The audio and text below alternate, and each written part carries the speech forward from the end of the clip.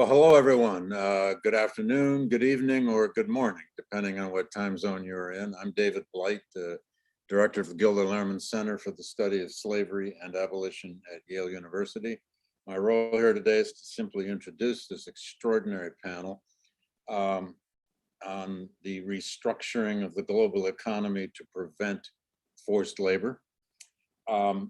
This organization is a coalition of at least 3 universities or centers at 3 universities: Stanford, Simon Fraser University in Vancouver, Canada, and here at Yale. It is an effort, an interdisciplinary effort, especially based in the social sciences and rooted in deep empirical research of years, to do nothing less than to try to reimagine supply chains and business models for a more equitable economy on planet Earth, and especially in relation to forced labor across the globe. This is a bold initiative. We've been thrilled to be part of it, and I'm going to, and this Restructure Lab has been about the business of studying 6 huge, broad elements of this story and this dilemma. And we will be hearing reports on, I believe, all of those, or most of those, here today. Without further ado, I'm going to introduce our moderator and the 6 participants, and then get out of the way. Our moderator is Jesse Bruner, who is Deputy Director of Strategy and Program Development and Director of the Human Trafficking Research at the Center for Human Rights and International Justice at Stanford. She's co-principal investigator of this Restructure Lab, as well as Director of Strategic Partnerships at the Stanford Human Trafficking Lab. Jesse is one of the forces that runs this organization. She'll be our moderator, and we'll take over in just a moment.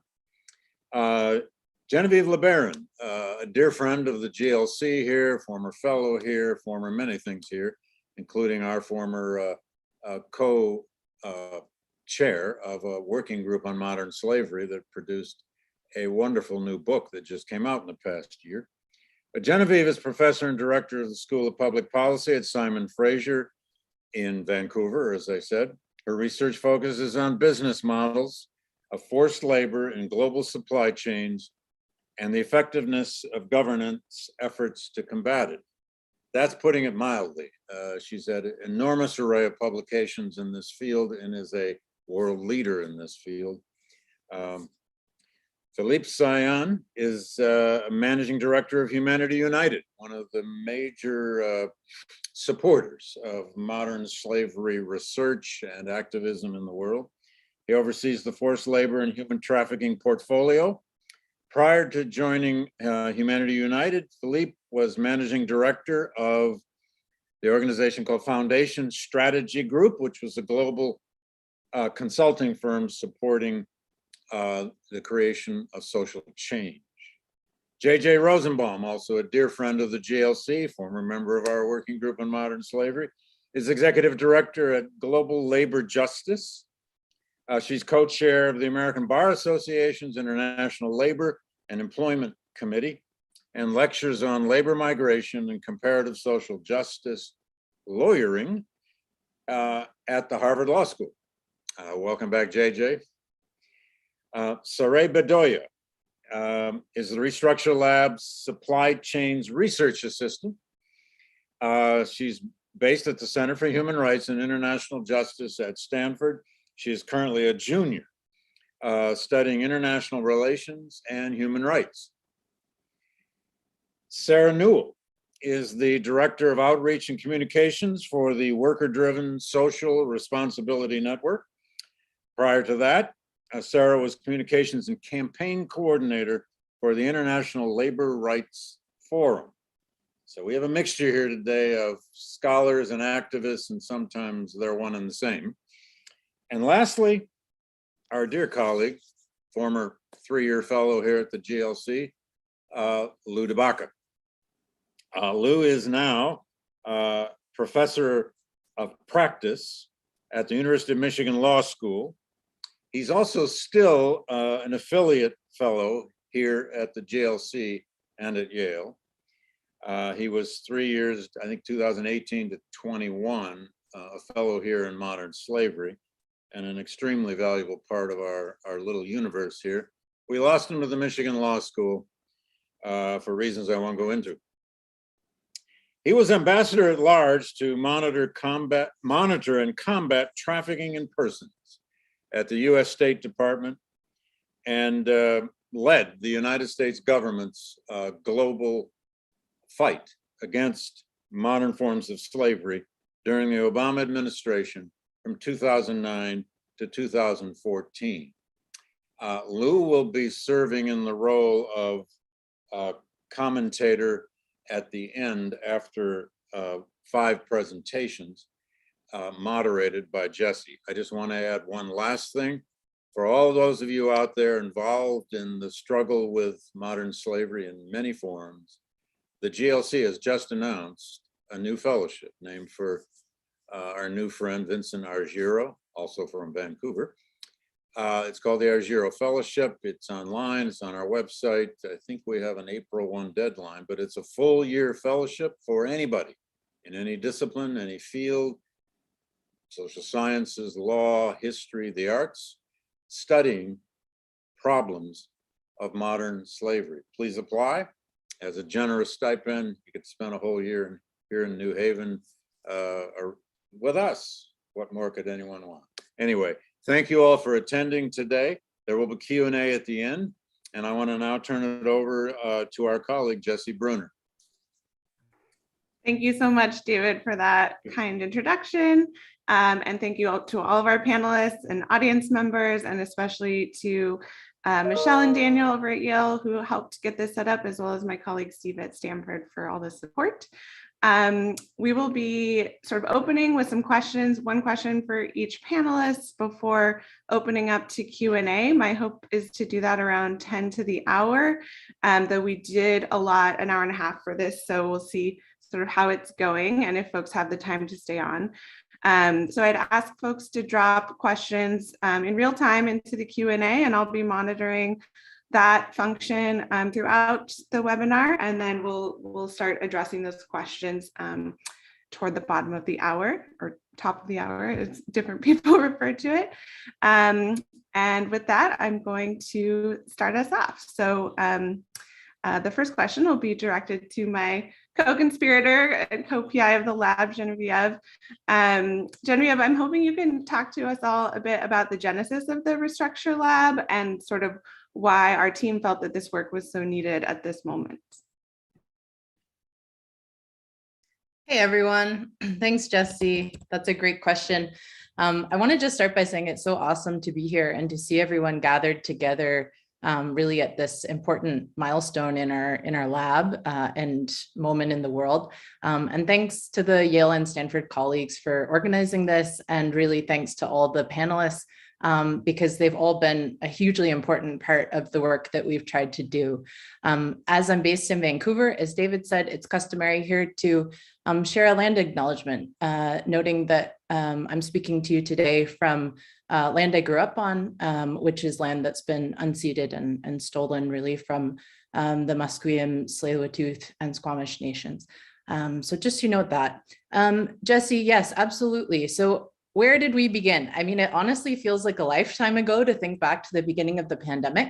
But really at the very beginning of the pandemic, I think it's fair to say that we had a sense that this was going to be a time of really fundamental transformation in global supply chains. There were signs everywhere, even in those very early days, that this was a time of massive upheaval in business models. Things that had been thought of as ironclad norms of doing business, things that I teach my students and have taught them for years of this is what are the kind of key norms that have been entrenched in the globalization era, they were being broken overnight. So prices on staple foods, which people have always taught this is inelastic, prices can't rise, rose, as we're seeing even more now with inflation. There was huge fragility in supply chains that was being illuminated and laid bare as global transport and shipping and all of these things were changing. Flexible policies about remote work, the location of work, which types of workers, people, mass resignations from jobs. This was all a very, just huge disruption. And a lot of these things were things that we'd been told for so many years, could really not change. And this is how business is done. We were seeing politicians in many parts of the world consider taxes, restrictions on business, reforms to business models, both for labor social reasons, as well as for environmental sustainability reasons, that we hadn't really heard serious discussion of that form of regulation on corporate activities at high levels of government in quite a long time. And so we felt that the occurrence of the pandemic amidst all of this was a really unique once in a lifetime moment to push for change around the business model and supply chain dynamics that we have long known give rise to forced labor and labor exploitation. And so I think the moment we were at was that there were growing calls for systemic change and huge public support for it, and kind of people paying attention to supply chains in a way that they hadn't before. And yet no one seemed to quite know what to do.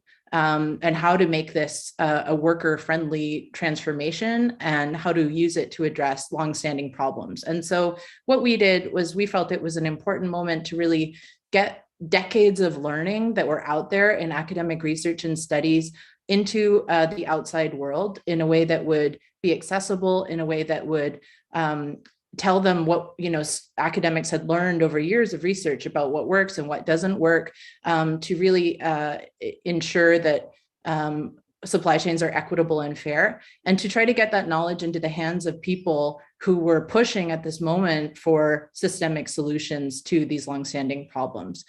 So we, many of us on the webinar today who you'll hear from, in consultation and close consultation with folks like JJ's organization and Sarah's organization and many other organizations who helped us in this work and helped weigh in on early drafts of our briefs. We wanted to just write these briefs, a series of briefs and a blueprint on things that we felt were really the key sort of issue areas that we were going to see change around, and wanting to see that change take shapes that would deal with these longstanding problems and inequities that workers face in supply chains. And so I think that's really, to quick synopsis of how we started off. Obviously, it was a huge undertaking, so we had to do it together. And Jesse and Lou and David and many of us have known each other and worked together for a long time. And it just felt like the moment to band together and try to do something. And Humanity United, of course, were just amazing collaborators in this from start until now. And we owe a lot to Ami, who I think is on the call, who really was like, let's do it now, and supported us along the whole way, along with Philippe and colleagues at Freedom Fund. So yeah, we're very grateful for that. Thank you so much, Genevieve. And a quick follow-up, can you maybe just quickly outline a few of the key themes that emerged across the briefs that sort of came out in that final blueprint document you referenced? Absolutely. I think in a nutshell, the headline is that if you don't radically transform the status quo of business models and radically transform the status quo of how supply chains function, how value is distributed along them, the power balances and imbalances between firms and their suppliers and firms and workers, if you do not radically alter the ways in which supply chains are monitored and governed, then we will always have forced labor and we will always have exploitation, because these are not anomalies, they're not hidden crimes, these are not things that are sort of aberrations of how supply chains function and how business models function. These are expected outcomes based on how supply chains and business models actually work and all of the layered inequities that are built into them. I would say that that's the headline. And so we outline a number of ways that more disruptive change could be made that go beyond sort of tinkering around the edges of ethical certification or auditing or worker voice that's not meaningful, that doesn't give workers a meaningful role in solutions. And we outline, what would work better. And I think we're going to talk about some of those things on the call today, but I'll just leave it there for now because I know we're short on time. Thanks so much. So I'm going to turn it over to Philippe. As Genevieve acknowledged, you and your colleagues, and including Ami, have been such tremendous supporters in general of really innovative work to combat human trafficking and forced labor for the past decade in a way that I think really gets at the underlying systemic drivers. And that's for unfortunately pretty unique in this space. So I'd love to hear you share how you feel like the work of the Restructure Lab sort of feeds into that broader vision for Humanity United as an organization in terms of, developing a future of freedom and opportunity for all people. Thanks, Jessie, and thank you all for the invitation. Thank you also for the great research work you all have done over the past few months. Just tremendous to see this coming to life and being here today. Humanity United is a foundation looking at ways to change a system. In our case, it's the system of forced labor and human trafficking. And I think I want to just double down on what Genevieve said. The system as currently set up is working perfectly well. It's generating exactly what it was designed to do. The problem is that it's working for a very, very small handful of people and not for the vast majority, particularly of workers. So we are really focused on changing the system of forced labor and human trafficking so that it's more equitable, fair for the most vulnerable workers. And especially when it gets to the worst forms of the exploitation, which is forced labor and human trafficking. So that means that, as HU has done over the past decade and more, we engage with policymakers, with corporate leaders, with worker organizations, survivors, migrant workers, investors, media, academics, to really try to get to the issue of what we call here the so-called business model, which really relies on exploitation and lack of agency of workers. And so as we do this, I just want to also emphasize that there is the clear connection with the underlying push factors: racism, misogyny, poverty, conflict, the effect of climate change. All this do not sit outside of this discussion today. They're very much intertwined. And so we see this work as also a great moment in time to just say, we've just had 2 years of pandemic. The moment is now to make those changes. We talk a lot about just transition or build back better. I felt like this effort was really trying to put a more precise, finer point to all these different issues and get to the issues of investor engagement, certification. Maybe we'll talk about procurement, which is a huge deal for us. Thanks so much for that, Philippe. And as a quick follow-up, how do you see this fitting into perhaps sort of positive advances that are happening generally across how philanthropy, might be a key stakeholder in contributing to a more equitable economy in the future? Well, philanthropy is a drop in the bucket. So let's just be a little bit humble here for a second. We can be catalyst, we can push for these ideas, we can, try to influence policymakers and corporate leaders, we can elevate the voice of workers and making sure that, they have their own agency. At the end of the day, we need to push the bigger forces, the private sector, and mostly policymakers to actually act. And I think there is just a lot already ongoing, but it has not reached the level that we need to see. There is not enough done on ending modern slavery. There's a lot of excuses of like, well, I don't know my supply chain and it's hidden and it's my supplier. There is no excuses. We have plenty of tools.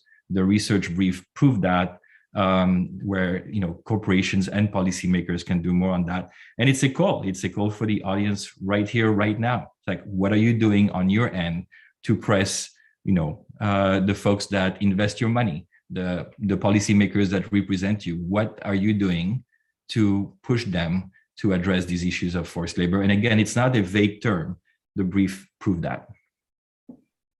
Thanks so much, Philippe, and thanks for that powerful call to action. We really hope the briefs are useful to folks in those ways. I'm going to turn over now to our colleague JJ, and as Genevieve noted, support from her and organizations like those she represents have been so instrumental to this work. So big thanks again to JJ. I'm hoping, so I think as we've all seen, even before the changes that the pandemic has wrought on workers, we were already seeing pretty major shifts in sort of business models and approaches based in part on technological advancements and ever expanding globalization of markets and supply chains. I'm curious if you can speak about how these shifts might likewise create opportunities for advances in labor organizing, or in other words, how does the future of labor organizing look as sort of traditional geographic and sector-based boundaries are shifting? Thanks, Jesse, and thanks to everyone for putting this important discussion together, and more importantly, for the amazing work of the Restructure Lab.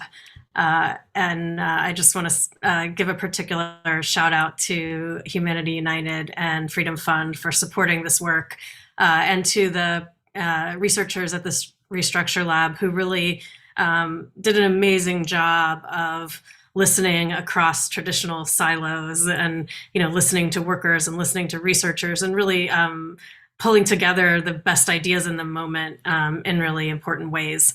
I thought it was going to be amazing, and it was even more amazing than I knew. And I'm looking forward to the discussion more. I see on the in the participants list a lot of old friends and new, and so I'm interested to see what folks like Ame and Chloe are going to bring in, as well as folks at the Corporate Accountability Lab and others that are waiting in the wings. No pressure to all of us. I think what's exciting to me is that we are finally here on the fundamental premise that forced labor is a predictable consequence of business models that profit from exploitation, governance gaps, and that rely on multinational corporations to police their own behavior. And we know that, so as Philippe said, we're getting what the system was designed to give us. And we're not contesting that anymore. Like, that's the basis of the work, and we're moving forward. And I think at GLJ ILRF, we also work fundamentally from the notion that this is a power problem and a democracy problem. And so we must have really innovative, important ideas, and we must build worker organization and worker power to anchor the ideas and the monitoring and the progression going forward. And so I really also appreciate Humanity United and Freedom Forum, among others, for supporting the work of organizations that are working with workers, and this way that academic research and worker organizing is coming together in the Restructure Lab. I think that that's a part of why this work is so groundbreaking. And I think the third thing we think fundamentally, and again, a premise of why we're here, is that rule of law and the enforcement of the current laws that we have, it's important, but it's not enough. We cannot just enforce our way out of the problem that we have. We fundamentally have to be asking these questions about commercial contracts and sourcing. We can't leave that to the corporate lawyers, about labor share and value distribution. We can't just talk about wage theft. We have to talk about living wage and how that is getting costed into contracts, and about investment patterns and leverage, whether we call it global production networks or global supply chains or value chains. Fundamentally, there's a number of nodal points that have power, that there's a lot of things that we know that are the same across these networks, but then there's some things that are different. If you're looking at a hotel, if you're looking at Marriott, or you're looking at Bumblebee Tuna, or you're looking at H&M. And so I think, we're starting to figure that out together.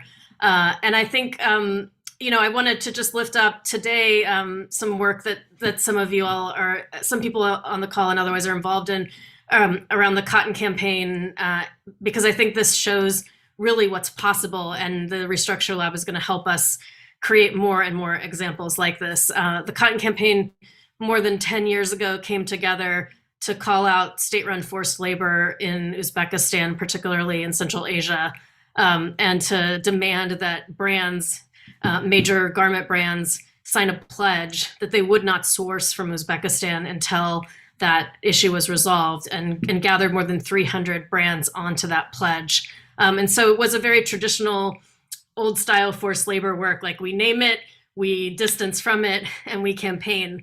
And what's exciting today, more than 10 years later, is an announcement of the lifting of that pledge, because state-run forced labor, at least state-run forced labor, it has ended.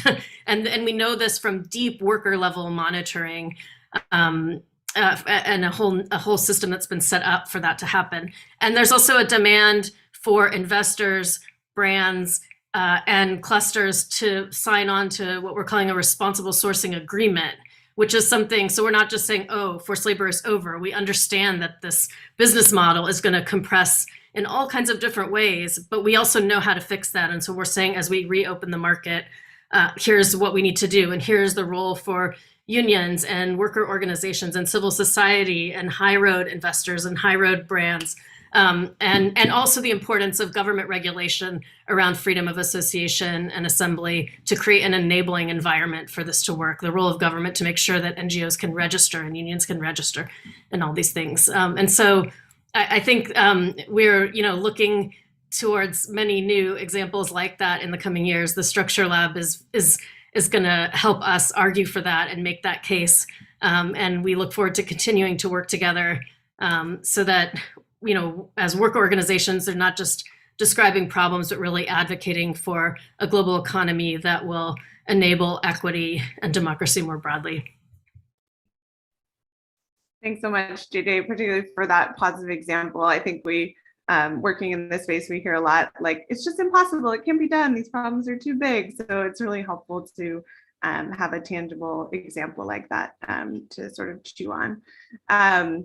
I'd love to turn now to Sadai, who I'm so happy can join us from the UK, where she is studying overseas. Thank you so much for being here, Sadai. As a Stanford undergrad who's likely headed to business school in a couple of years, I'm hoping you could share with the audience why you were keen to get involved in the work of the lab, and how you plan to parlay that experience into your future education and career, because we're all counting on you to take this work forward. Thank you, Jessie. That's a lot of pressure, but thank you. I think, so the reason that I wanted to get involved with the lab, I come from a community where growing up, everybody around me, my parents, my friends' parents, they all worked within production, manufacturing plants that we read about. I grew up listening to the issues that I experienced with wages, with treatment, the fear of being indispensable, of being treated as an indispensable person. And so from a young age, I knew that was something that I really wanted to change, because it infuriated me. And then coming in, like when the pandemic happened and I saw all these emails, all this advertisement from big name companies that were supporting either through money, releasing statements that they were going to support Black and Brown communities, but then realizing that at the same time they were exploiting Black and Brown individuals within their own supply chains, was like a wake up call. This is something that I want to work on. And so when I heard about Restructure Lab, that's why I wanted to join. I wanted to be able to bring light, not to something that had started happening during the pandemic, but to something that had been exacerbated, and to produce something that hopefully would help companies act in a better manner. And as for how this would affect my future career or something, I think that this lab has really helped me engage in fruitful conversations and class conversations that I've had regarding like corporate social responsibility.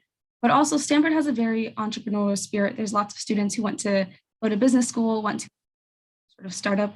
And so it's been able to give me a really solid foundation, being able to talk to students about, have you thought about this? Asking them questions that are ethics oriented or human rights oriented.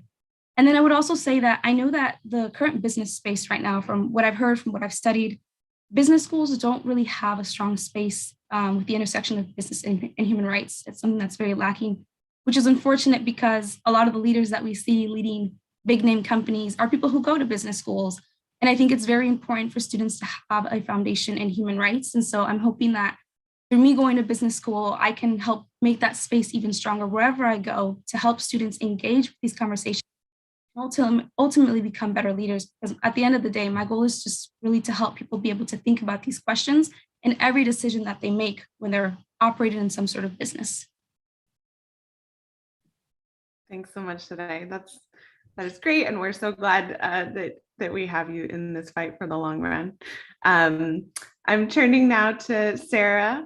So Sarah, as Genevieve sort of teased at the beginning, a lot of the lab's recommendations, both to firms and governments, really involve centering workers in both designing and advancing new regulatory and accountability mechanisms, in addition to standard setting and monitoring across global supply chains. I'm hoping you can discuss how this maps onto the work of your organization and provide some examples of where such advances have had positive impact, and or where you see future opportunities. Thanks. Thanks, Jessie, and thanks everyone for putting this together. For us, seeing the briefs come out has been incredible because the recommendations from each brief perfectly map onto what we describe as the necessary elements for a successful program that's actually going to provide meaningful remedy to workers. And so I want to talk a little bit about what a program that provides meaningful remedy to workers looks like. And I was thinking in the beginning, when Genevieve talked about disruptive change and a radical transformation of the global supply chain, to me, this is what radical transformation looks like. And at the same time, each of these principles is completely logical and makes perfect, almost common sense when you think about it. So I'll start with the first, the idea that labor rights initiatives must be worker driven, because workers are the only actors in the supply chain with a vital and abiding interest in ensuring that their rights are protected. So any program intended to improve the situation for workers has to have a worker-led organization at the head of the table in the creation and the implementation of the program, from priorities, design, monitoring, enforcement, every element. Because as JJ referenced, every single supply chain looks so different. Even though the power imbalance is the same, the specific ways that plays out really has to be determined by the workers themselves. The next principle is that obligations for global corporations must be binding and enforceable. I think we've seen over the last 10 to 20 years that respect for human rights cannot be made optional or voluntary for corporations or governments if we actually want to see a change for workers. And what we've seen in the few programs I'm going to talk about that are in play is that when workers focus their attention at the top of the supply chain, and when they really zero in on the source of the downward pressure on wages and on working conditions, they really tap into the truth that real market consequences are required to guarantee real change. All of the lofty talking points, the fancy websites, the stakeholder engagement that we see with corporate social responsibility programs are no match for the harsh realities of what a workplace looks like on the ground on a granular level. And the next is that buyers must afford suppliers the financial incentive and capacity to comply. All of this has to come with additional contributions from the top of the supply chain. There is simply not enough money between the workers and the suppliers to implement most of these changes. When we think about the Bangladesh Accord, which I want to talk about in just a moment, the level of factory renovation that was needed to make workplaces safe in that country required a really significant infusion of capital. And so that had to be part of the program in order for any of it to be effective. The next is that consequences for non-compliant suppliers must be mandatory. There has to be the imposition of meaningful, swift, and certain economic consequences for suppliers, and that gains for workers must be measurable and timely. If workers see that a program is not working, or if they can't see a program at all, there's no chance that they are going to use that and going to, call a helpline again. It didn't help them once, right? And the last is that verification of workplace compliance has to be rigorous and independent, which the briefs talk about a little bit, how it's important that that verification be independent. So let me just talk quickly about the 4 WSR programs, the worker-driven social responsibility programs that you can see in the world today. So one is what's formerly known as the Bangladesh Accord on Fire and Building Safety. It's now known as the International Accord for Health and Safety in the Garment and Textile Industry, because there's been such significant success and transformation in Bangladesh that now the program is looking to expand to other countries that have major problems with fire and building safety in their garment industry as well. And this program covers 1,600 factories, more than 2 million workers, And since its inception, has done more than 38,000 inspections and founded more than 1,300 safety committees that have done all factory worker education sessions, not only on fire and building safety and identifying hazards in their own workplace, but also on knowing their rights, their labor rights in the workplace, and being able to know where to report those and how to get remediation. The next international program is in Lesotho. It's a gender justice program that was formed in 2019. The next one I want to talk about is I'm going pretty quickly, I'm sorry, I'm looking at the time here, is the Fair Food Program, which is in the southeastern United States in the agricultural industry. The Fair Food Program has completely transformed what tomato, flour, and other agricultural fields look like in the southeastern United States. They've distributed more than $36 million in premiums directly into workers' pockets and have recovered more than $500,000 in stolen wages through the complaint process. And if I can talk about that process just for a second, something that I find really interesting and that really points to the success of programs like these is that they have found that a vast majority of complaints that they receive, they're able to resolve with the growers, even when they don't identify a code violation. So because there's been such a cultural shift in the environment with the growers and the buyers, because there's been this history of enforcement for the 11 years that the program has existed, growers have begun to see that it is beneficial to them from a business standpoint to remediate these complaints and to have a healthy and functional working environment. So now it's become less of, do we have to fight over, is this specifically covered in the code? Have I signed the contract? Have I agreed to this? And it's more of an environment of let's work together to make this workplace good, because at the end of the day, that's good for business. And the last one is the Milk with Dignity program, which covers dairy farmers in the Ben & Jerry's supply chain in Vermont and New York. And these 4 programs really, to me, exemplify what is possible when all of these principles are working together and we can actually see the change for workers year over year. And we hear feedback from workers all the time because we are regularly in touch with them, and the programs are regularly on the farms, in the factories, in the fields, connecting with workers and figuring out what the next steps are. If I have just one more minute, I'll talk about the future opportunities piece. When Genevieve referenced at the beginning the fragility of global supply chains being exposed during the pandemic and how that opens such a huge opportunity for fundamental transformation, I could not agree more. I really think that the regular people are seeing the interconnectedness of the global supply chain sort of for the first time. And I think this opens us up to think about larger worker-driven social responsibility initiatives, things like agreements that cover large swaths of sectors. You'll notice all the ones I talked about are regionally focused or have a geographic tie. But I want to reference like the Pay Your Workers campaign right now in the apparel industry, which is calling for brands to sign a binding agreement to create a severance guarantee fund so that workers receive severance when their factories close, and also to pay workers their full wages during the pandemic and to respect basic labor rights. So this is an agreement that would cover multiple supply chains of multiple different brands in multiple different countries. And I think this is the sort of thing that may not have been possible pre-pandemic, but feels a lot more logical when we see the ways that things are all interconnected and the way consumers' ideas of what corporations are responsible for have shifted. So anyway, I think there's a lot of opportunity for transformation, and I'll stop there.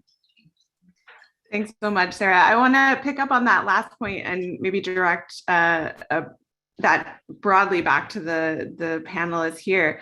And that is, you gave us a great example, Sarah, of ways that the pandemic has sort of created apertures for change and really shown a spotlight on some of the issues that need to be addressed. And I wondered if others on the panel might want to weigh in on sort of what has changed in supply chains during the period of the Restructure Lab's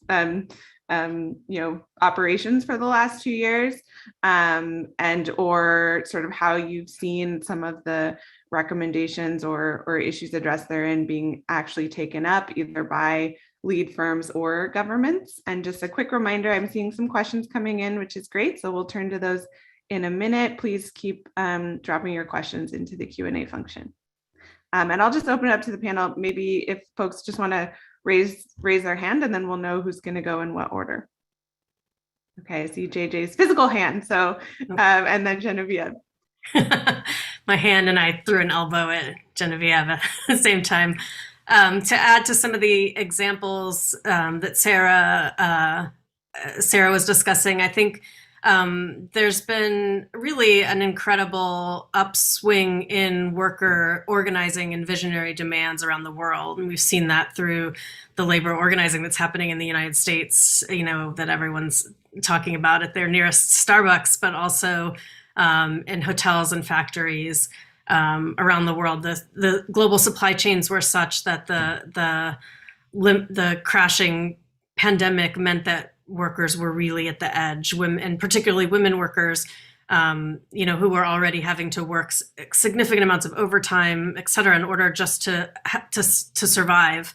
And we also, I think, at the same time saw the inequality among countries and nations and economies that the global supply chain creates. And so while we could have advocacy campaigns and demands in countries like the United States for pandemic packages for workers and fight about who was in or out of those countries that are reliant on foreign direct investment and global supply, the bottom of global supply chains don't have those resources at the state level to even have that discussion. And I think the Structure Lab gave us languages and frameworks to call that out. It gave us also important languages and frameworks to say, hey, it's not that we're all suffering equivalently under the pandemic, which was really what a number of corporations at the top of global supply chains wanted to say. They wanted to say, yes, we see it may be hard for workers, it's hard for everybody, it's a pandemic, but in fact, the deeper research shows that across many sectors, there were record profits being made for shareholders and investors.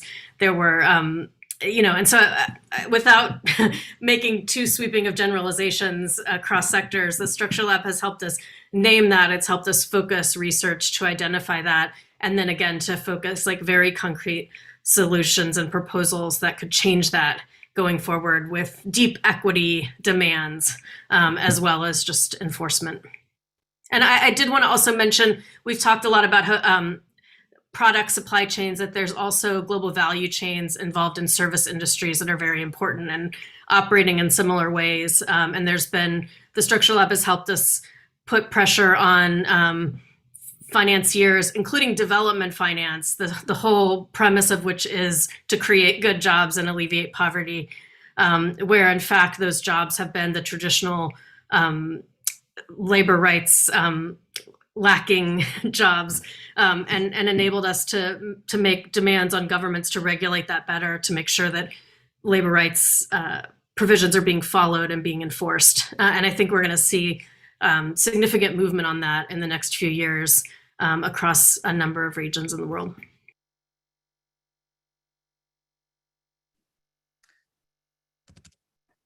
Am I up, Jesse? Okay, great. So yeah, thanks, JJ. I love sharing panels with JJ, and Sarah actually, because I'm always very inspired and invigorated by the positive news that they share, working with worker organizations and close with workers themselves. I think where I sit, which is maybe a reflection that I spend a lot of my time these days talking to people in the corporate world and to investors and banks and others, is that I think it's a complicated picture. I think all the things JJ mentions are absolutely true and give us hope. And at the same time, I'm seeing that a lot of the trends that we point to in the briefs as being deeply, deeply problematic for workers are actually getting quite a bit worse. So what I mean by that is that as there's a growing nervousness around the power and activism of workers, as JJ's talking about, climate emergency, war, transformation, I think a general sense that the scam of supply chains as a kind of neo-colonial wealth extraction model of global capitalism, that scan is up and people won't tolerate that form of the economy anymore. That we're seeing indeed huge transformation in supply chains, but maybe not in the ways that we would hope. That there's growing emphasis within business on short-term profit and growth because people are becoming so concerned that we're reaching, the end days of this model of global capitalism. They're not willing to wait for those profits in a way that they used to. So investments shifting to companies that have faster, more money coming out. And that's obviously troubling given what we write about investment in the brief. At the same time, there's these huge geographical transformations in supply chains amidst geopolitical concerns. And that could be a positive thing for workers, but it also, there's just overnight sourcing patterns are changing and leaving workers who've worked within supply chains for a very long time, whose entire livelihoods are built around these, without their jobs and without necessarily anything else to go into to make a living. And so there's this sweeping shifting going around in geopolitics as companies try to get out of certain parts of the world and have more stability in their supply chains. And then we're seeing, I think, with value distribution, our value distribution brief spells out extremely clearly that there needs to be more value going into the base of the supply chain and ring fence for workers if we're to get rid of exploitation. And I think with inflation, what we're seeing is that actually value distribution is becoming more and more uneven. Price hikes are happening across the board, but that money is not going to the producers at the base of the supply chain. It's actually going to the top.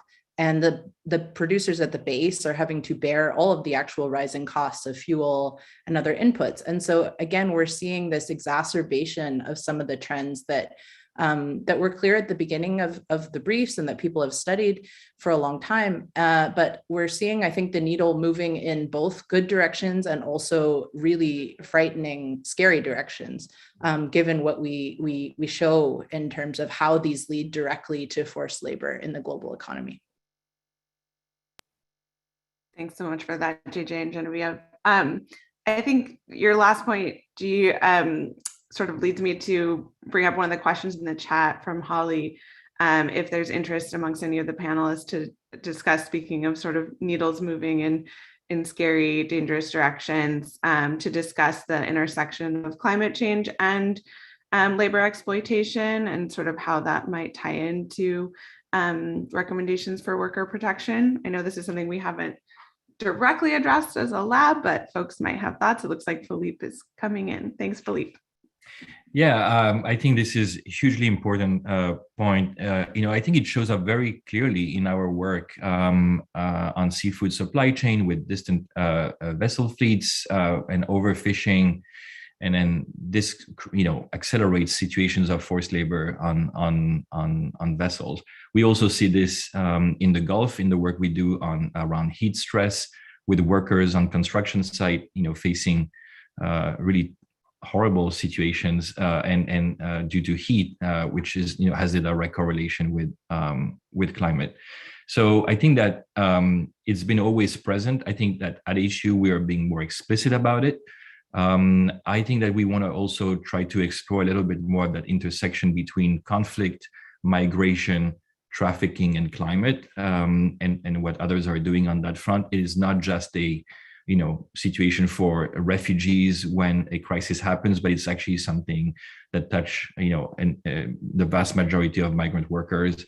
Climate change is now a much more cause of migration than conflict, 3 times more, according to Refugees International. So that's something that we are paying extra attention to. And I would point you to that study, recent 2 studies of Anti-Slavery International and then Refugees International on the connection between forced labor and climate change. Thanks for that, Philippe. Did you want to come in, Sarah? Yeah, if I could just add, I think climate change is the perfect example of why workers need to be the drivers of their own programs so that programs can be nimble and respond to rapidly changing situations like climate change. I'm going to drop into the chat some information on these enforceable heat protocols that workers were able to negotiate into the Fair Food Program just this past summer in 2021. Because the program already existed, the leverage already existed, as the heat exhaustion issue and the rising temperatures have created increasing risks for farm workers on the farms, they were able to negotiate new binding protocols without starting from scratch. And those are now enforced and in practice in the fields. So I'll share some information on that in the chat for folks who are interested. Thank you both for that. Overall, I think both your points highlight that issues like climate change or the pandemic are always going to, disproportionately impact populations that have been historically marginalized or discriminated against. And I think we're seeing that at some of those intersections that you both just brought up in particular. So turning more to audience questions, I'd like to take us perhaps to, where did I just lost? I had a question from Alicia and it disappeared, or from Michelle.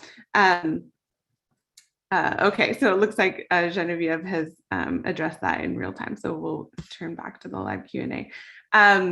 So Ami has raised a great question and something that we had hoped to discuss. And I think I want to weave in a quick answer to Alicia's question on that too, sort of about next steps in the future of the lab. So to the question about engaging with the Stanford Business School, GSB is the Graduate School of Business here at Stanford.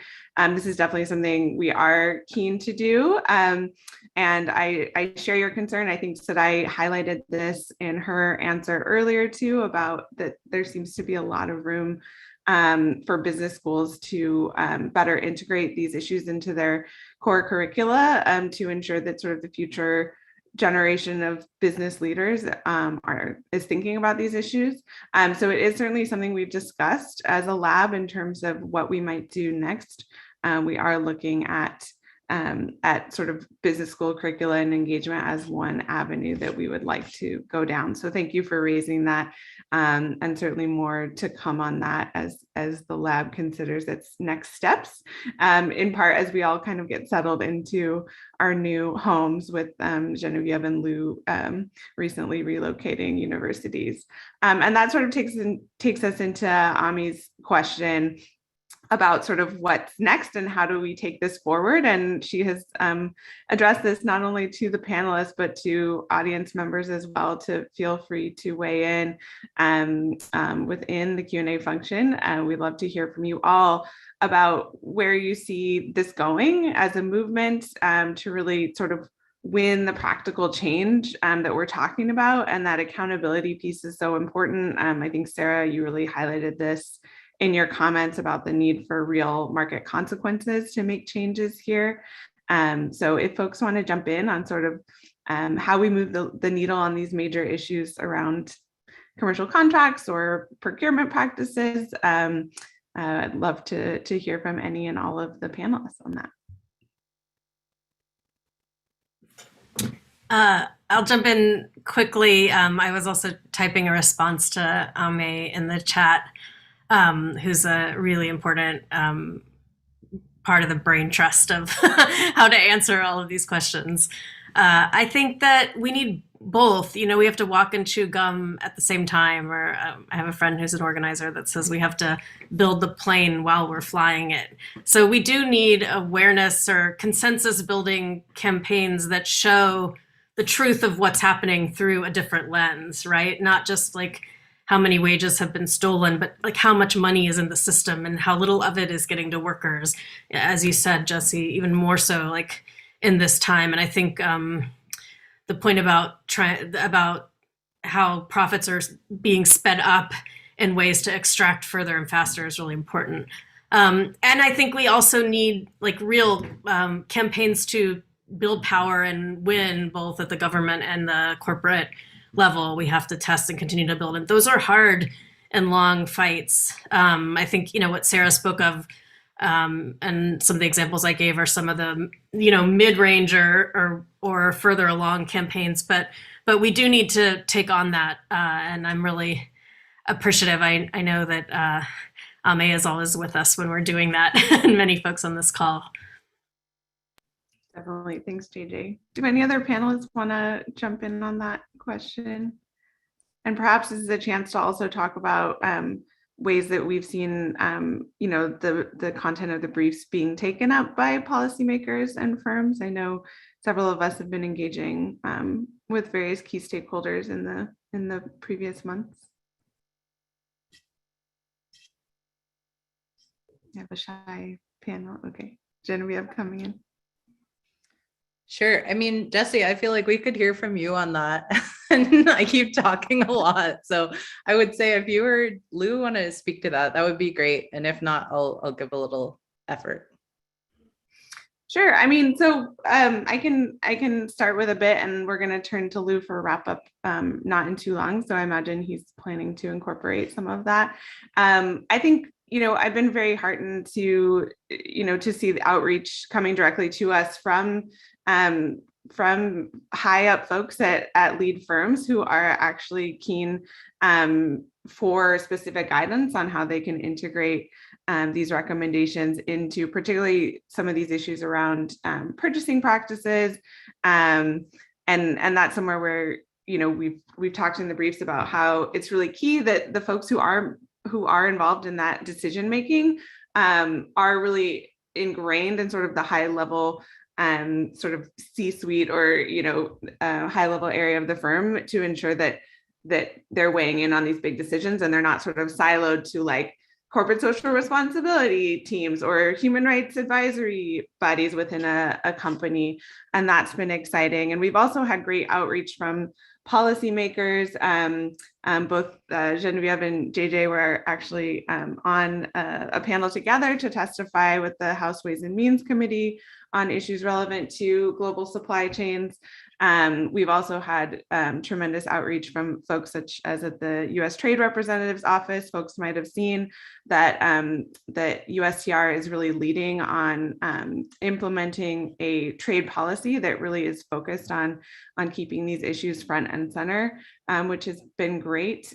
Also engagement from folks at the State Department and Department of Labor. I'm sort of biased towards the US because that's where I'm based, but maybe Genevieve, you could talk a little bit about your engagement prior to your move to Canada with UK policymakers. And I know in particular, we haven't really addressed, again, to Sarah's earlier point, this question of mandatory human rights due diligence, which obviously is a huge conversation in the EU, perhaps not quite at this particular moment, as it's perhaps been overshadowed, understandably, by current events, but you might want to pick that up a bit, and then Lou can maybe wrap us up with some further comments on that.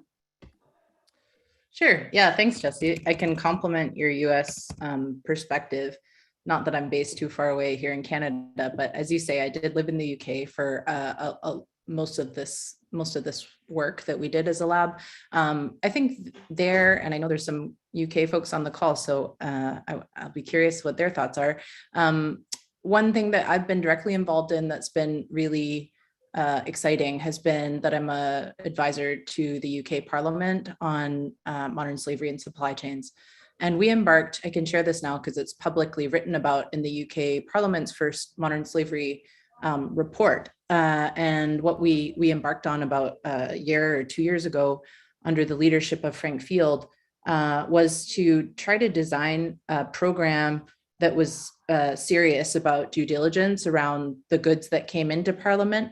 And so we essentially lifted a lot of the ideas in the briefs to design what would be a kind of stringent, rigorous due diligence program that would have commercial dynamics at its center. And that's in the early stages of being applied now within Parliament. So for instance, that's a very practical way that some of this has been taken forward. I think also, international development banks, like there's been so much interest in the work, and we've been amazed really that, us typing away in our little university offices has yielded so much interest.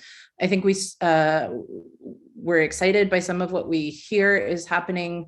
There's still, I think, so much more to do. And for instance, our blueprint, we sort of haven't even really fully had a chance to do any engagement around because, as you said, of the move. So I guess I'm not ready to say what we want to do publicly yet as our next steps, but we're still at a moment of just trying to respond to the interest the work's generated so far as a relatively small lab who also have, other administrative and other university responsibilities. And so I think that's where the partnership also really comes in, that it's been great to see others seize these briefs and take them forward in their own work, with minimal input from us. And we're tracking that in the ways that we can, but also aware that there's a lot happening that we're not necessarily even hearing about, and tend to hear about it a year later when people say like, oh yeah, we use this for this. And Yeah, so at some point we'll try to share a bit more about that, but I think it's still early days. Yeah, definitely a good reminder to shout out to all attendees. We're always very happy to hear from you.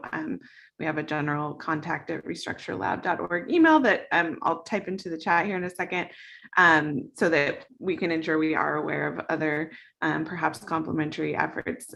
We try to have a broad reach, but there's always so much going on. So great to learn more about that. I want to turn to David, who I believe has a question he'd love to bring to the panelists. Perhaps you want to come on video to ask your question, David. Oh dear, I didn't think you'd call on me, but thank you. I just wanted to ask if anyone wants to comment on the current refugee crisis in the world, or for that matter, even before the current war in Ukraine, the way that refugee crises from, say, the Syrian crisis, just to start there, through the current moment, has affected this work you've been doing, or how you attempt to factor in, because there's so much just sheer movement of people now that it is part of this issue. I just wonder, I know it's not the primary brief of the Restructure Lab to solve all geopolitical issues in the world, but how do you factor all this in? Yeah, I guess I'll just start with a quick comment on the connection to that question. I think especially to the brief on worker debt and inequality. So obviously, refugees are a certain class and very specific class of migrants around the world. But I think that brief in particular really highlights this point that I think has come up in various panelists' comments, that migrants, and in this case, we're focusing on migrant laborers, are generally going to be, I don't like to use the word sort of vulnerable in that sense, but are more likely to sort of be exploited and taken advantage of, and in many places where where global supply chains are connected, those folks do not share the same protections, which already might be limited as it is, labor protections, but those folks might not have access to the same labor protections that citizens would. And we see that that issue compounded when it's communities that are already perhaps marginalized in other ways, such as women and people of color. And so I think certainly when you have large populations on the move, in this case as refugees, that's adding another layer on top of that. Obviously, folks not necessarily having access to legal work streams, not having access to accreditation in their third country or countries of transit. So that's sort of one point that I might draw out and point people towards the brief on worker debt in particular, and turning to JJ, who has a response. Thanks, David. I just wanted to add to the important points Jesse made and say that in my opinion, the briefs already do draw very significantly on the impact that regulation around immigration status and immigration enforcement and border enforcement play in creating power or lack thereof in labor markets for workers. And that while we're seeing the crisis in the Ukraine and Russia unfold right now, this is similar to the situation of Africans and folks of Middle Eastern descent and Central Americans in the US, and folks who, because of government action or inaction, have their labor rights defined on global supply chains by their immigration status. So I think, and again, we have a tool that's very fit for purpose in a very good way. Okay, thanks. Thanks so much. Did anybody else want to come in on that? Okay. Well, I think without further ado, in that case, I will hand it off to our co-conspirator, Lou DeBaca, to sort of give us some wrap-up analysis. And if you want to comment a bit, Lou, on sort of the future potential of the lab and pathways that we're exploring, that'd be great. And of course, I'm going to offer my thanks again as I hand it off to Lou to close us off.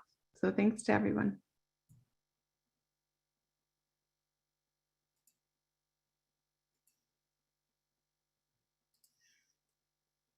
Well, thank you, Jesse, and thank you everybody on the panel. First of all, I want to just tee up kind of some of the things that we were thinking about when we were putting together the lab, and then how I think you've seen that not only in the work of the lab, the blueprint especially, but the briefs that we've had out so far, and today's work. We started thinking in many ways that some of the early conversations were around and about this, thinking about supply chains the way that a lot of people do. The idea of supply chains being something that's in the agriculture or the manufacturing sectors. But I think that one of the things that happened as the research came in and as we were looking at it is we started recognizing that we were talking about it almost more as though it was an extractive issue. And the thing being extracted was not the oil, it was not the commodities or things like that that our economics friends or business friends would think about when they think about extraction, but rather it was this value extraction, what we call the squeeze. A lot of times you'll see that when you're looking at the blueprint and otherwise. And that squeeze is something that I think that we act as though we are in a newly globalized marketplace, or we act as though global capitalism or whatever you want to call it is some kind of a new phenomenon of the neoliberal world of the last 30 years or so. But I think especially this week, it being the International Women's Day, I wanted to basically point out that people like Mary Wollstonecraft were asking these questions of the abolitionist movement and of the British women who were very much claiming their social structure and their status within British society through their ability to drive the global economy as consumers, whether that was in tea, in sugar, in furniture, porcelain, everything else. Much of the things that we started our work on, especially if you look at Genevieve's work in tea. But I think that what we're seeing is that her question, is sugar always to be produced by vital blood, is unfortunately still an open question. And that is certainly what we're trying to confront when we look at this need to restructure. In doing that, we have to recognize that women are very much under a different legal regime than they were in 1792, and chattel slavery has ended. And that is something that we, I think, always have to keep in mind. That's something that David always points out to us, and I think it's very important. We're talking about forced labor and slavery in a time that follows upon one of the most dramatic and most successful social movements in the history of the world, and that was to end illegal chattel slavery, which extinguishing people's rights directly. But now with globalization, with offshoring abuses, et cetera, you can reap the benefits of enslavement, you can reap the benefits of abuse without having to see it around you, without having to live in a country that is doing it at home. One of the things that was really important for us, and I think that you saw it today in the talk of the panel and otherwise, is to really bring understanding of interconnectivity or intersectionality to what we were doing. The lab in our work, we tried very hard to be consciously intersectional.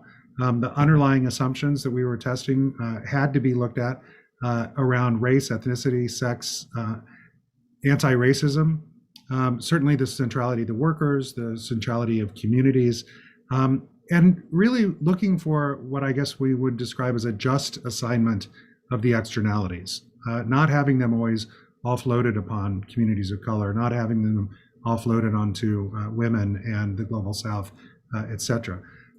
Hopefully you've seen, not only from your work with the lab, if you were one of the stakeholders or shareholders that we were able to talk to, but also in consuming what we've put out, and even seeing today, the structure that we've tried to put on ourselves, even marrying this, interdisciplinary as a conscious decision, but always based on rigor. These are not opinion pieces. Empowerment across levels of the academy. We have everybody from undergraduates to the dean of a policy school.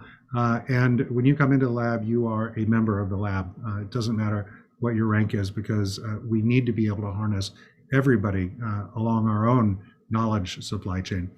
And finally, this notion of it being purposely diverse with folks from just about every community that's involved or has a voice, and not simply for the sake of being diverse, but for the fact that we can celebrate the possibilities that that opens up as far as knowledge, perspective, and insight. I wanted to share this picture with you in no small part because I think it goes to a lot of the things that we hear from JJ and Philippe.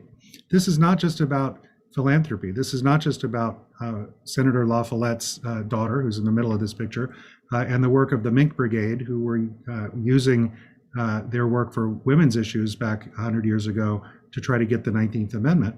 It's also the survivors. It's Rose Livingston, the sex trafficking survivor and activist, who also went out to the picket line to support the Eastern European and the Southern European girls and women. The 14-year-old girl in the front row there, hand in hand with her American elite counterparts, et cetera, coming together.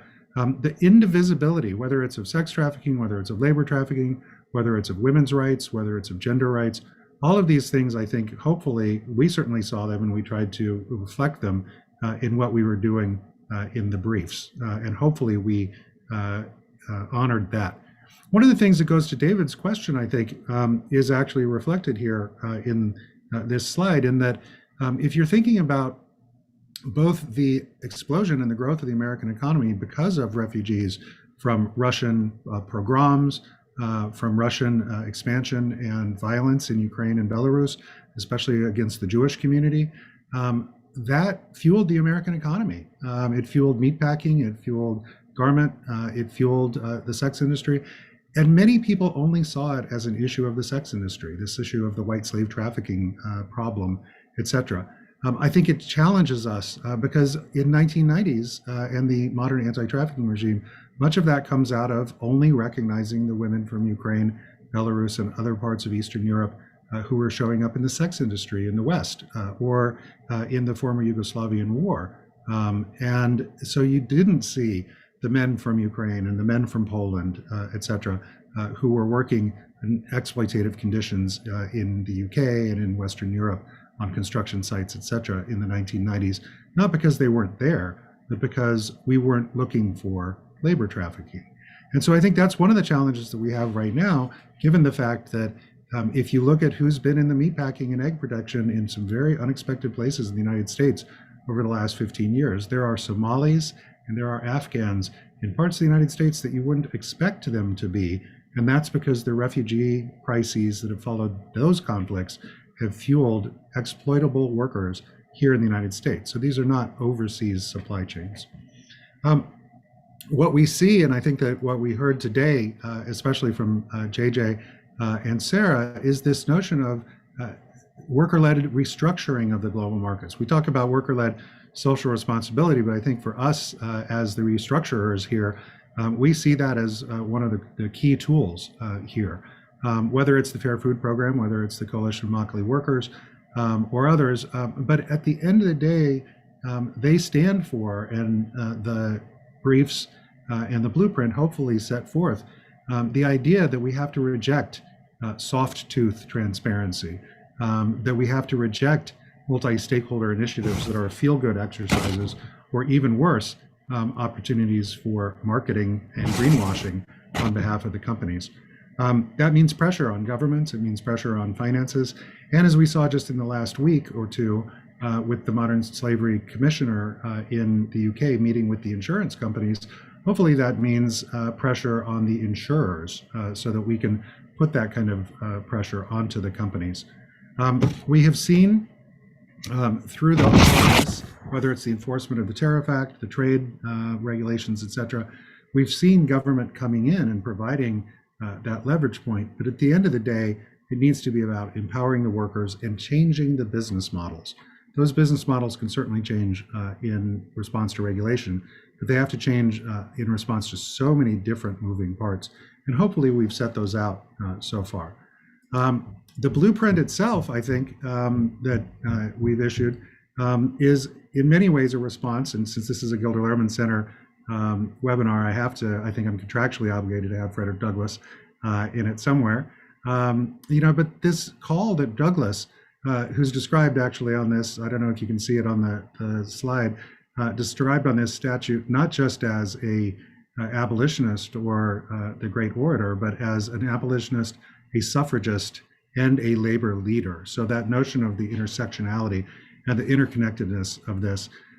When the guns were still smoking at the end of the Civil War, just weeks after the Confederate surrender, he went in front of the abolitionist community and he warned that we had to be ever vigilant lest this old monster, this old snake, would shed its skin and come forward with a new name and new ways.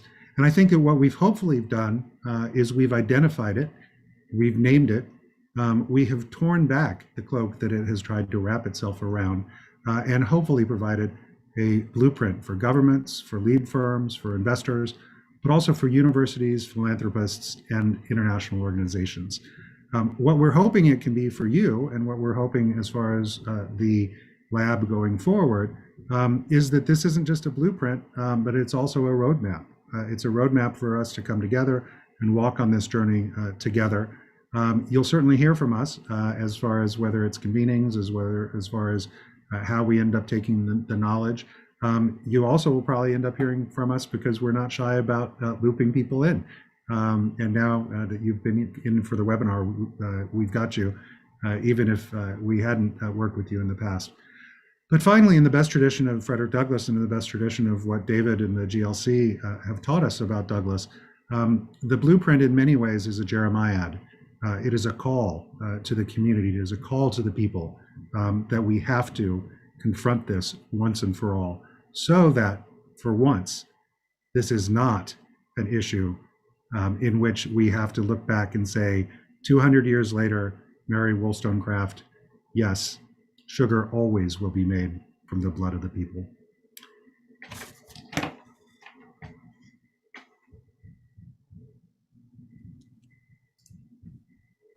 Thanks so much, Lou.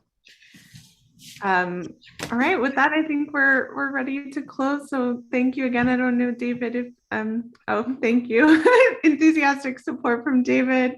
And a great way to wrap it up, Lou. So thanks again to everyone for participating, and to our audience members, and to everyone who organized to make this event possible. And we'll hopefully see you all soon.